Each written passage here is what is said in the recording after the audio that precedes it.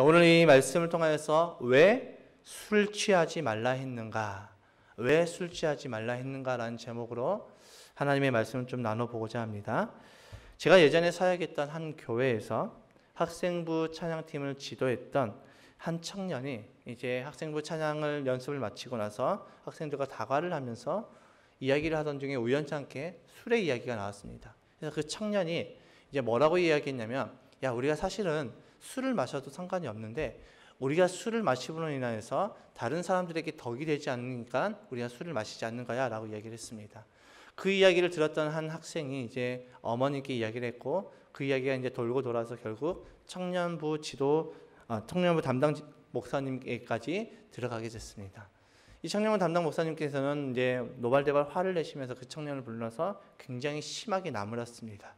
그 청년이 이제 그 목사님께 이렇게 질문했습니다. 목사님, 제가 도대체 뭘 잘못했나요? 라고 물어보자 이제 목사님은 더욱더 심하게 그를 나무랐습니다. 결국 그 청년은 거기서 이제 눈물을 흘렸고 얼마 가지 않아서 그 청년은 결국 교회를 떠났습니다.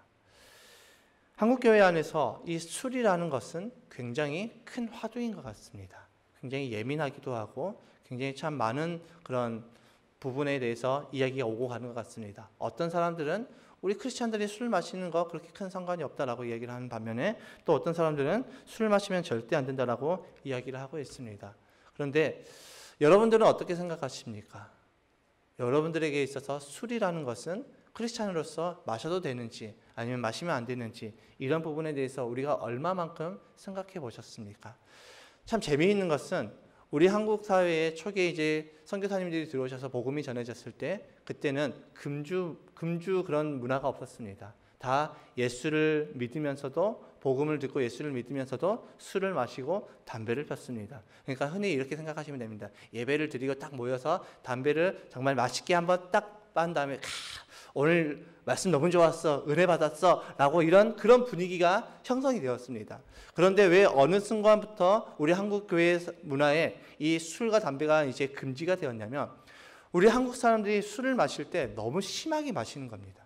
그러니까 외국 선교사님들의 입장에서는, 외국에서는 술 문화가 그냥 정말 한 잔이면 한 잔인데, 우리 한국에서는 술 한 잔 하자 그러면은 코가 삐뚤어질 때까지 마시는 것이 한 잔이기 때문에 이 한 잔의 개념이 달랐고, 또 담배 역시도 너무 심하게 피기 때문에 그 고단함을 풀기 위해서 담배를 피는 문화가 생겼기 때문에 너무 심하게 피어서 선교사님들이 보기에 복음을 전할 때 보면서, 아, 이 한국 사람들은 술과 담배를 하지 않는 것이 하나님께 온전히 세워지는데 더 도움이 되겠구나, 이 하나님 앞에 온전히 세워지는 것이 술과 담배가 지금 방해가 되고 있구나라는 것을 판단하여서 그때부터 술과 담배를 금지하게 되었습니다.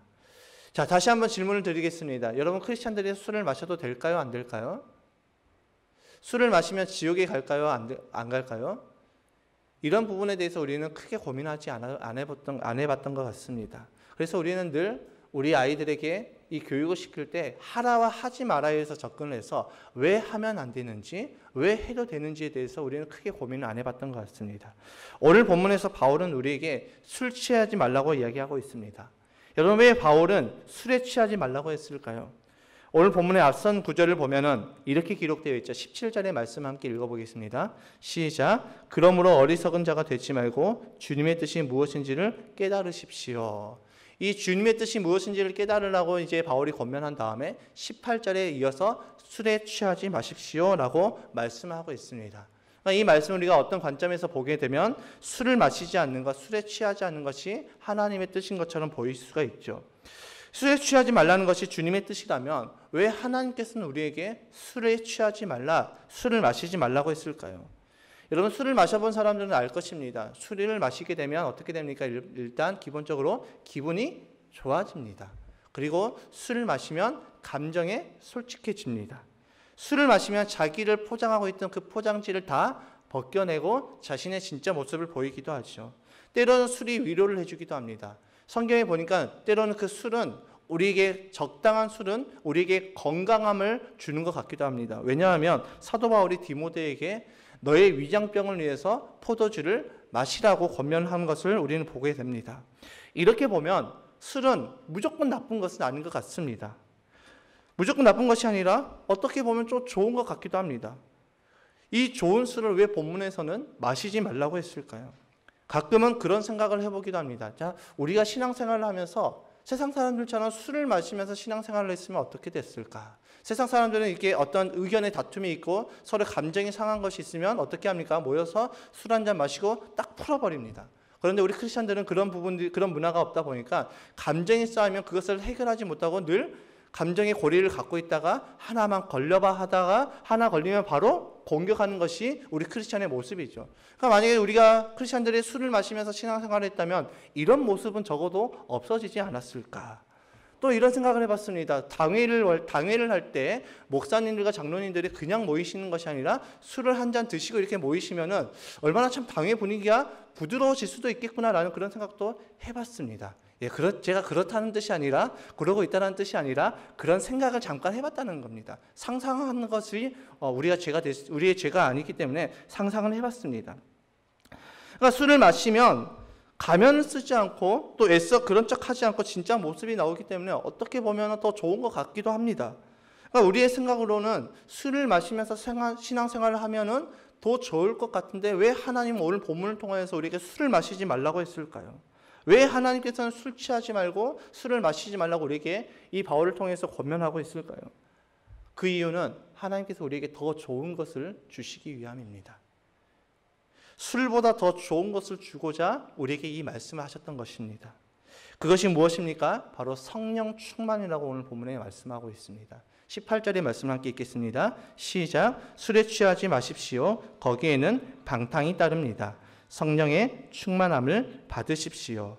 여러분 17절에서 말하는 그 주님의 그 뜻을 분별하십시오라는 것의 그 주님의 뜻이 무엇이냐면 우리가 술을 먹지 않는 것이 주님의 뜻이 아니라 성령 충만함을 받는 것이 주님의 뜻이라는 것이죠.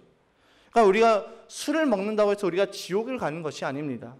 그럼에도 불구하고 우리에게 술을 먹지 말라고 하는 이유가 성경에 보면 두 가지 이유가 나오는데 첫 번째 이유는 바울이 고린도 교회에 이런 이야기를 합니다. 그 당시 제사에 쓰여졌던 음식을 먹어도 되느냐 마느냐라는 그런 논란이 있었을 때 바울이 이야기했습니다. 제사의 음식 먹어도 너희가 지옥에 가는 것 아니다. 제사의 음식 먹었다고 해서 너희가 죄를 짓는 것 아니다. 그러나 그 모습으로 인해서 누군가가 실족하고 누군가가 그 신앙이 무너지고 덕이 되지 않는 모습이 된다면 나는 그 고기를 끊겠다라고 선언을 하고 있죠. 그러니까 우리 크리스찬들이 술을 마시지 말아야 되는 그 이유가 무엇이냐면 누군가에게 우리가 술을 마셔도 우리가 하나님께로부터 버림을 받거나 하나님께로부터 하나님께서 심판을 받거나 그런 지옥에 가는 일들이 없지만은 술을 마심으로 인해서 누군가에게 덕이 되지 못하고 누군가의 그 신앙을 실족할 수 있기 때문에 우리로서 그 누릴 수 있는 그 권리를 포기하는 것이 우리 크리스천으로서 마땅하다는 것이죠. 그것이 예수 그리스도의 사랑이고 그것이 마땅히 먼저 복음을 받고 은혜 받은 자로서 마땅히 행해야 될 모습이라고 바울은 고린도서의 말씀 통해서 우리에게 말씀하고 있습니다.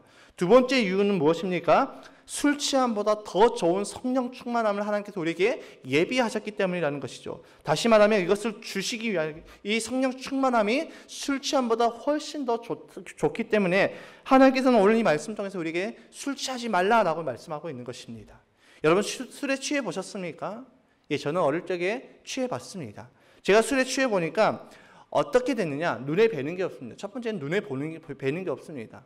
그리고 두 번째는 신세한탄을 합니다. 내가 진짜 이러면 안 되는데 하면서 신세한탄을 합니다. 자꾸 또 했던 말을 또 합니다. 자꾸 옆 사람을 피곤하게 만듭니다. 옆 사람에게 덕을 끼치는 것이 아니라 옆 사람을 피곤하게 만듭니다. 또 술을 먹고 나면 과하게 먹고 나면 이제 어떻게 됩니까? 먹었던 것들이 다시 입으로 나오게 되는 그런 그런 대참사가 일어납니다. 그렇게 되면 또 어떻게 될까요? 저희 부모님이 굉장히 또 열심히 또 이불을 빨아야 되겠죠. 자꾸 옆 사람이 힘들게 만듭니다. 그리고 또 제가 원래는 잘 참는 성격인데 제가 술 취했을 때 제 성격을 보니까 자꾸 화를 내고 자꾸 막 뭔가를 자꾸 이렇게 들이받는 그런 모습들이 제 안에 있더라고요. 그런데 오늘날 보면 지금 이 시대를 보면 술을 먹고 그 술 취함으로 인해서 일어나는 그런 강력 범죄들이 굉장히 많이 늘어나고 있습니다. 그런 것들을 보게 되면 그런 관점에서 보게 되면 우리는 오늘 이 말씀이 좀 이해가 됩니다. 술 취한 자에게 무엇이 따른다라고 말씀하고 있습니까? 방탕함이 따른다라고 말씀하고 있습니다. 그러니까 우리가 술을 먹지 말아야 되는 이유가 우리가 술 취함으로 인해서 우리의 삶이 방탕해지고 남에게 피해를 주고 남을 힘들게 하고 그런 모습들이 우리 안에 나타난다라는 것이죠. 즉 술 취함의 결과는 방탕함이라는 것이죠. 그런데 성령 충만한 자들의 모습은 어떻다라고 이야기하고 있습니까? 본문 19절부터 20절의 말씀을 읽겠습니다. 시작. 시와 찬미와 신령한 노래로 서로 화답하며 여러분의 가슴으로 주님께 노래하며 찬송하십시오. 모든 일에 언제나 우리 주 예수 그리스도의 이름으로 하나님 아버지께 감사를 드리십시오. 아멘. 여러분, 성령 충만한 자의 결과는 무엇입니까? 하나님을 찬송하고 하나님을 찬미하고 모든 일에 감사한다라고 말씀하고 있습니다. 여러분, 술 취하면 감사하던가요? 감사하지 않더라고요. 여러분, 술 취하면 하나님을 찬양하던가요? 찬양하지 않더라고요. 그런데 성령 충만하면 어떻게 된다고 말씀하고 있습니까? 하나님을 찬양하고 하나님 앞에 감사하는 삶을 살아간다라고 말씀하고 있습니다. 그래서 사도 바울은 데살로니가 교회 성도들에게 이렇게 권면했습니다. 항상 기뻐하라, 쉬지 말고 기도하라, 범사에 감사하라. 이는 그리스도 예수 안에서 너희를 향하신, 저와 여러분들을 향하신 아버지 하나님의 뜻이니라 라고 말씀하고 있습니다. 그러니까 항상 기뻐하고 기도하고 감사하는 그 삶이 하나님이 우리를 향하신 그 뜻인데, 그러한 삶을 살게 하는 것이 바로 무엇이냐? 성령 충만함이라는 것이죠. 내가 성령에 충만해져야지 항상 기뻐할 수 있고, 성령에 충만해져야지 기도할 수 있고, 성령에 충만해져야지 또 감사할 수 있는 삶을 살게 된다는 것이죠. 그렇기 때문에 우리는 성령 충만을 받아야 하나님의 뜻대로 살아갈 수 있다는 것입니다. 성령의 충만함을 우리는 어떻게 받아야 될까요? 성령의 충만함 어떻게 받는 것입니까? 구하는 것입니다. 그래서 마태복음의 말씀에 구하라, 찾으라, 두드리라고 우리에게 말씀하고 있습니다.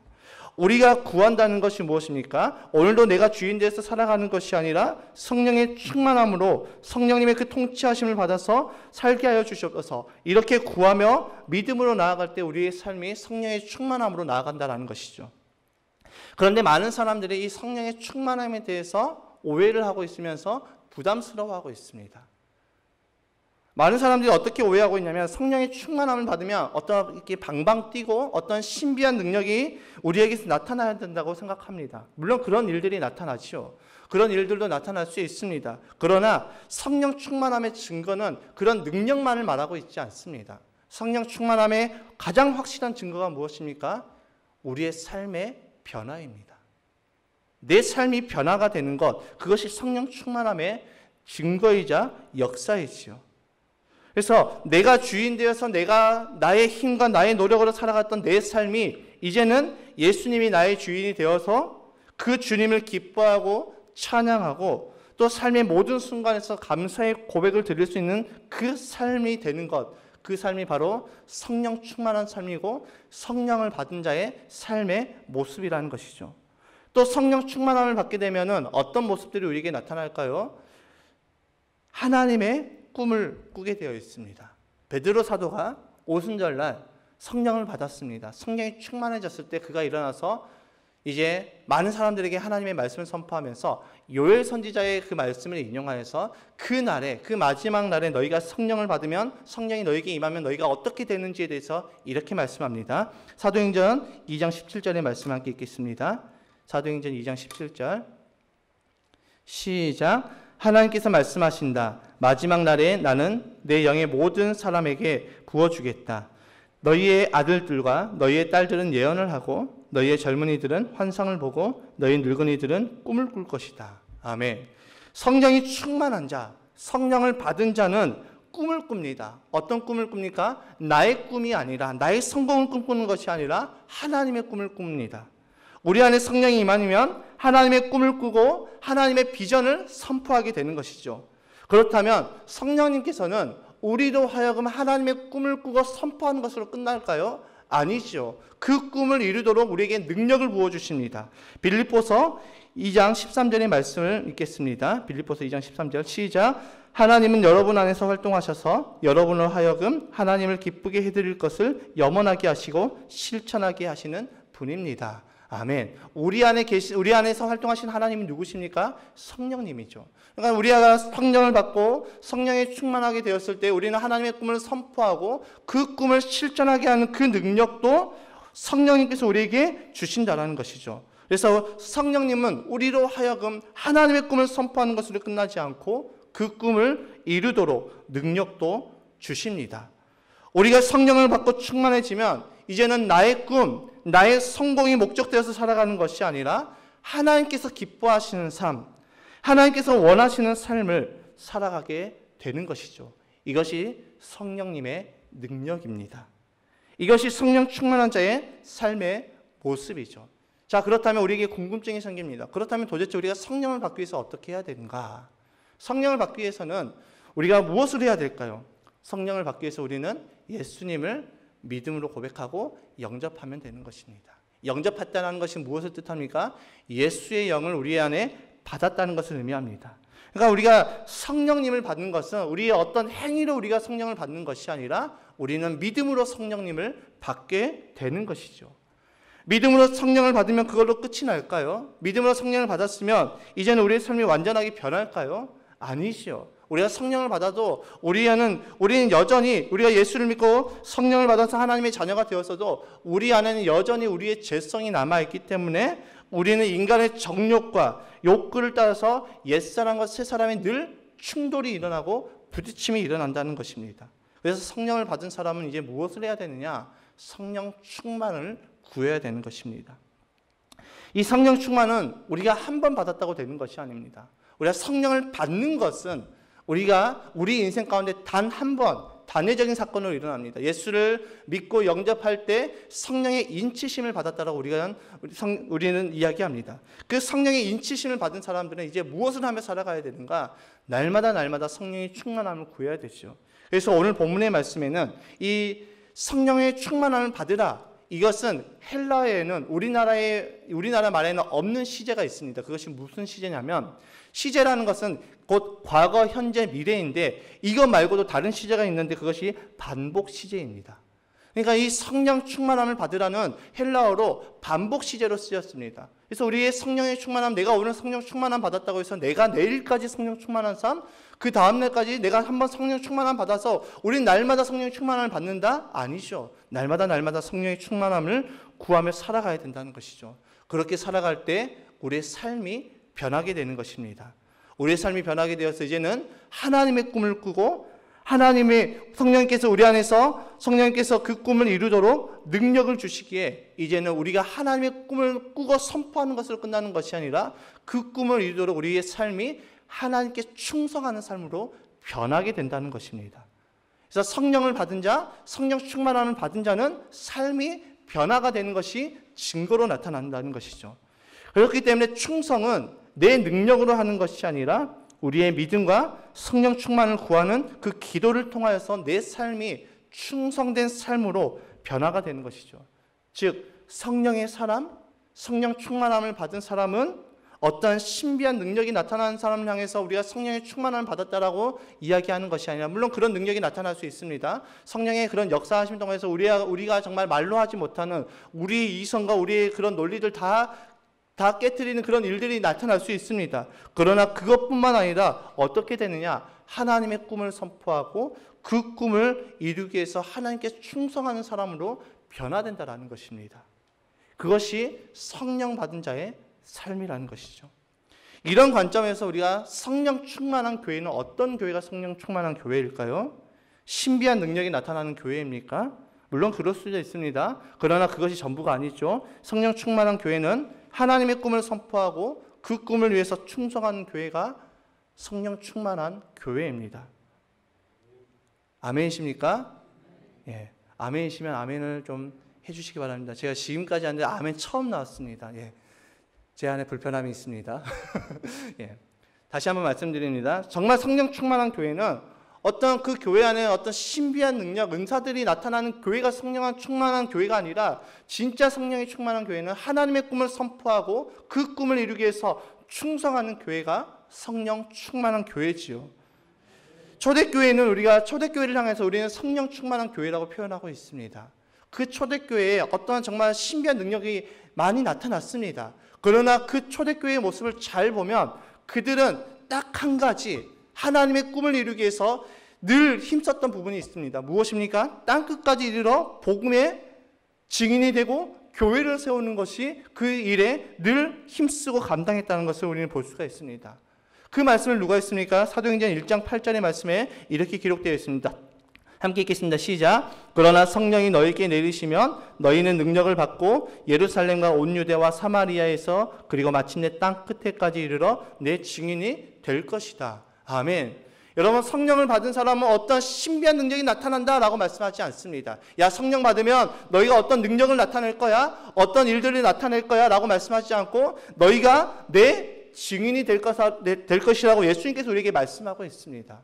그렇기 때문에 성령 충만한 사람은 주님의 능력을, 주님의 그 소원을 이루어드리는 그 삶을 살아내고, 또 성령 충만한 교회는 주님의 꿈을 선포하고 그 꿈을 이루기 위해서 충성하는 교회가 주님의 교회라는 것입니다. 성령 충만한 교회라는 것이죠. 여러분, 우리 교회가 성령 충만함으로 선포한 하나님의 꿈이 두 가지가 있습니다. 첫 번째는 영혼 구원하여서 제자 삼는 교회지요. 이것은 예수님께서 우리에게 말씀해 주신 교회의 존재 목적이기도 합니다. 하나님이 원하시는 교회는 어떤 교회일까요? 하나님이 원하시는 교회는 사람이 높임받고 사람의 소원을 이루어주는 그런 교회가 아닙니다. 하나님이 원하시는 교회는 하나님의 소원을 이루어드리는 교회죠. 여러분, 하나님의 소원이 무엇일까요? 하나님께서 우리에게 소원하는 것이 있다면 그 소원이 무엇일까요? 베드로후서 3장 9절의 말씀에 이렇게 기록되어 있습니다. 시작. 어떤 이들이 생각하는 것과 같이 주님께서는 약속을 더디 지키시는 것이 아닙니다. 도리어 여러분을 위하여 오래 참으시는 것입니다. 하나님께서는 아무도 멸망하지 않고 모두 회개하는 데 이르기를 바라십니다. 아멘. 하나님의 소원은 아무도 멸망하지 않고 회개하는 데 이르는 것이 하나님의 소원이라고 말씀하고 있습니다. 그러니까 하나님의 소원은 우리 백합교회의 건물이 커지는 것이 아니라, 우리 백합교회에 사람들이 많아지는 것, 성장이 하나님의 소원이 아니라, 우리를 통하여서 믿지 않는 영혼이 교회를 통하여서, 또 교회인 저와 여러분의 삶을 통하여서 하나님께로 돌아오는 것, 그것이 하나님의 소원이라고 분명하게 말씀하고 있죠. 하나님은 우리에게 야, 너 어떤 능력을 행해, 너 교회를 얼마만큼 성장시켜라고 말씀하시지 않았습니다. 나의 소원은 딱 한 가지야. 아직도 나를 믿지 않냐고, 아직도 나를 거부하는 자들에게 너가 좀 찾아가서 섬기고 사랑을 통하여서 그들을 나에게로 좀 인도해줘라고 말씀하고 있는 것이죠. 교회의 시선이 믿지 않는 영혼들에게 향하고 그들을 구원하여서 예수님의 제자로 삼는 것, 그것이 바로 교회의 존재 목적이며 하나님이 우리 교회에게 주신 비전이라는 것입니다. 그리고 두 번째, 우리가 하나님의 꿈을 선포한 것이 있습니다. 그것이 무엇입니까? 다음 세대를 세우는 교회이죠. 모세가 가데스 바네아에서 이제 모여있는 광야 2세대들에게 쇠마의 말씀을 선포합니다. 이스라엘아 들으라 라고 하면서 말씀을 선포했던 것이 신명기 6장에 기록되어 있는데 4절부터 7절의 말씀 함께 읽겠습니다. 시작. 이스라엘은 들으십시오. 주님은 우리의 하나님이시요 주님은 오직 한 분뿐이십니다. 당신들은 마음을 다하고 뜻을 다하고 힘을 다하여 주 당신들의 하나님을 사랑하십시오. 내가 오늘 당신들에게 명하는 이 말씀을 마음에 새기고 자녀에게 부지런히 가르치며 집에 앉아 있을 때나 길을 갈 때나 누워 있을 때나 일어나 있을 때나 언제든지 가르치십시오. 또 잠언 22장 6절의 말씀에 이렇게 기록되어 있습니다. 시작. 마땅히 걸어야 할 그 길을 아이에게 가르쳐라. 그러면 늙어서도 그 길을 떠나지 않는다. 아멘. 이것은 하나님의 명령이라는 것입니다. 우리가 다음 세대를 세우고 우리의 자녀에게 신앙의 교육을 통하여서 신앙을 전수하는 것은 우리가 해도 되고 안 해도 되는 그런 선택사항이 아니라 꼭 해야 되는 필수사항이라는 것입니다. 하나님께서는 우리에게 이 꿈을 꾸게 하셨고 이것을 선포했습니다. 이제 우리가 해야 할 것, 이제 우리에게 필요한 것이 무엇입니까? 이 꿈을 이루기 위해서 하나님의 말씀을 따라서 충성하는 것이 우리의 목표입니다. 여러분, 우리의 목표는 성장이 아닙니다. 가정교회를 전환해서 야, 교회를 성장해야지, 다음 세대에 학교 세워서 다음 세대를 성장시켜야지, 이것이 우리의 목표가 아니라는 것이죠. 우리의 목표는 성장입니다. 우리의 목표는 성장이 아니라 충성이라는 것이죠. 고린도전서 4장 1절과 2절의 말씀을 개역개정 성경으로 읽겠습니다. 시작.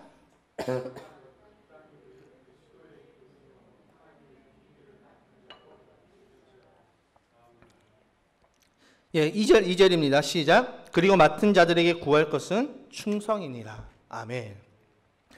여러분, 하나님께서는 우리에게 성령을 부어주시면서 너 어떤 능력을 행해? 너 예언해? 너 이거 해? 저거라고 이렇게 말씀하시지 않았습니다. 우리에게 야 백학교회에 가서 너 백학교회 사람들 꽉 채워라고 말씀하시지 않았죠. 우리에게 꿈을 선포하게 하시고 우리에게 이제 요구하셨던 것은 무엇이냐? 충성이라는 것입니다. 야 충성해.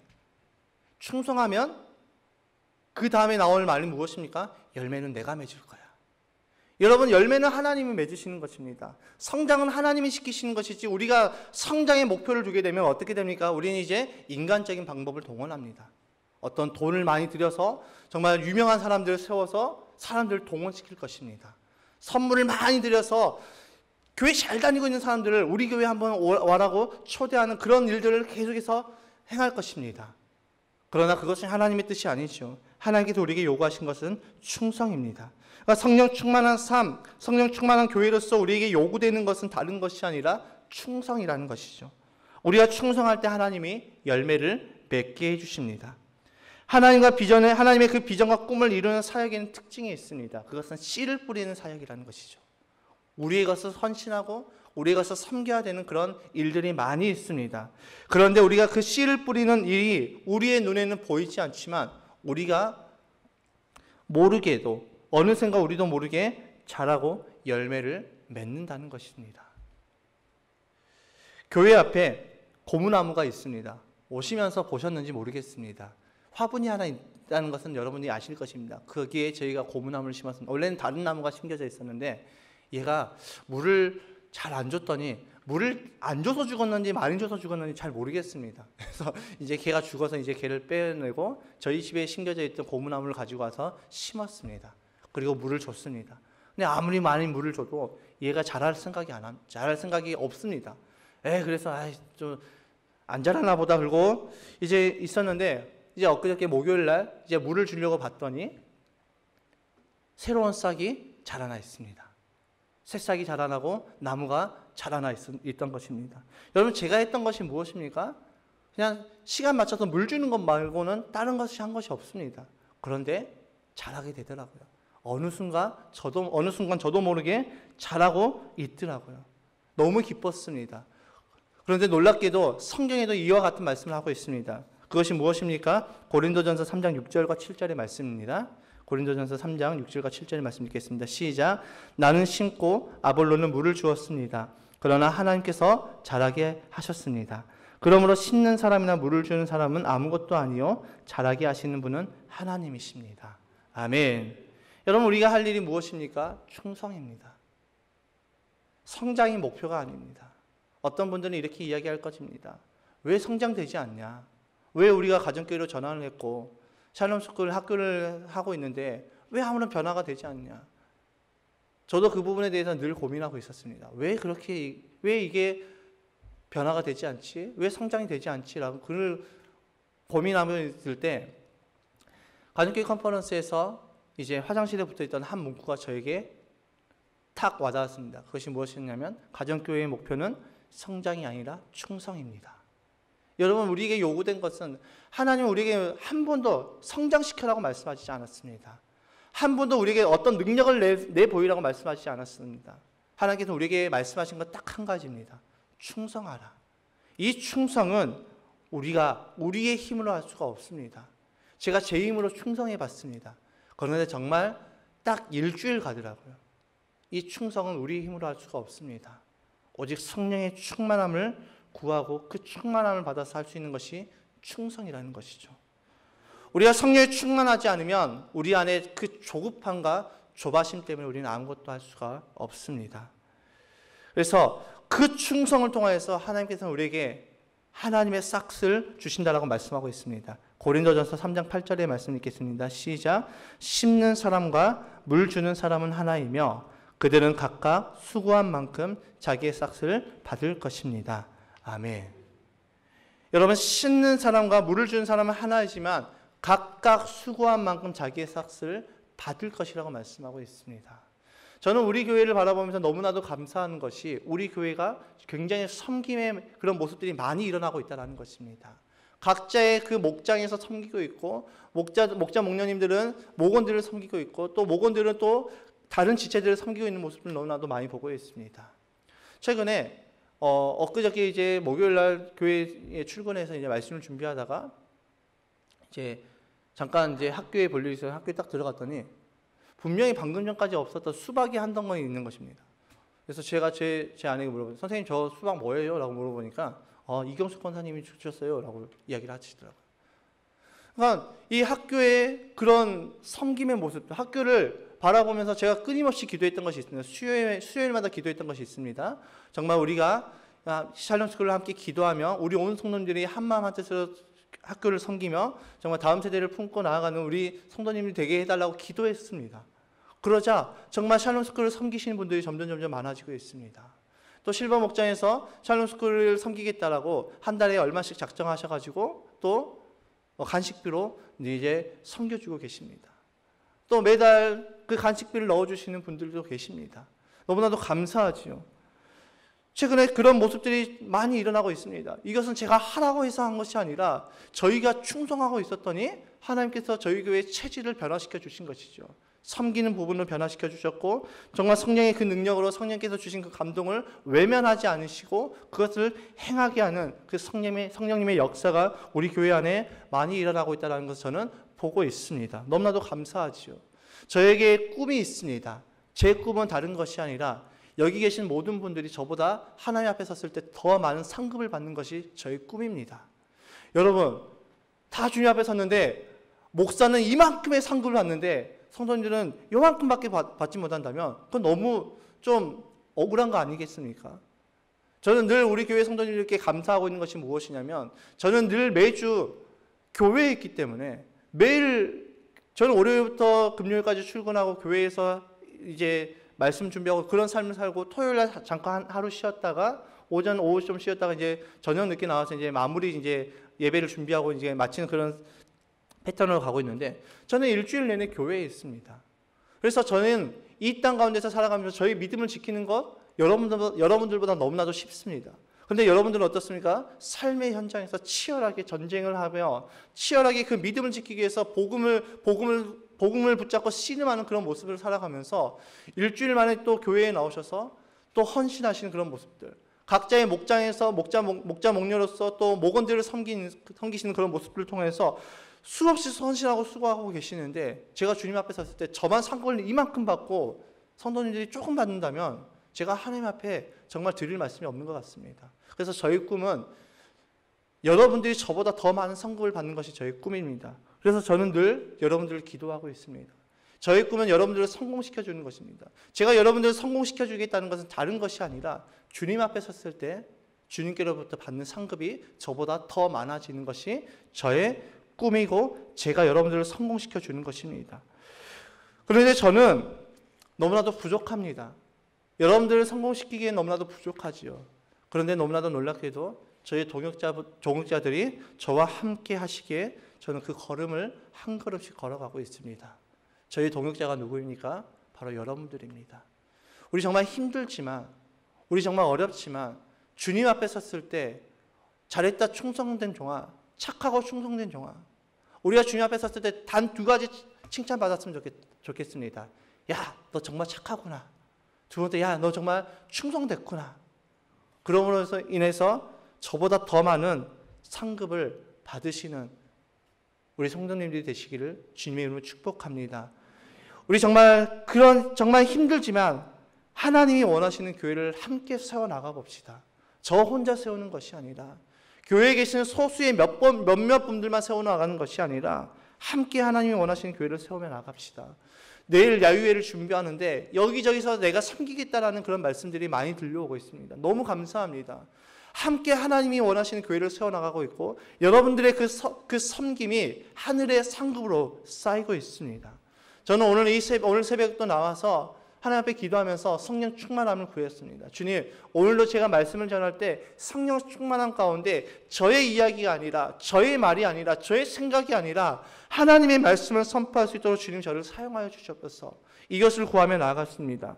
여러분, 하나님께서 왜 우리에게 술 취하지 말라고 하셨습니까? 술 취함보다 더 좋은 것을 주시기 위함입니다. 더 좋은 것이 무엇입니까? 성령 충만함이지요. 그리고 이 성령 충만함은 다시 한번 말씀드리지만 우리가 한 번 받는 것이 한 번 받고 끝나는 것이 아니라 우리는 날마다 받아야 됩니다. 매일매일 충만함을 구하며 나아가야 됩니다.